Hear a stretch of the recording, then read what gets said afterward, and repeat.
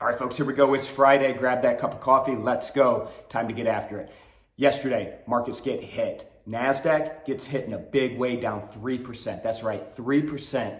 Those tech shares continue to just get crushed as we see interest rates rise. Now, that said, heading into today, we've seen those futures trade higher in the overnight session. Dow Jones, Nasdaq, and the S&Ps all up heading into the open as of 6 o'clock this morning in Chicago. We'll see if we can get a positive end to this week. Now, look at some of these other markets. One market we haven't talked about in quite a while, and that's oil. WTI yesterday down 7%. It's now down 8% on the week. That's a big move. Why?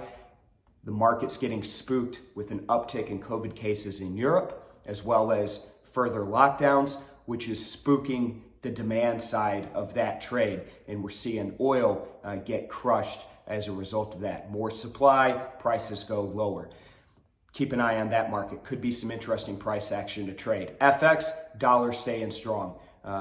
Now got that euro down below 1.19.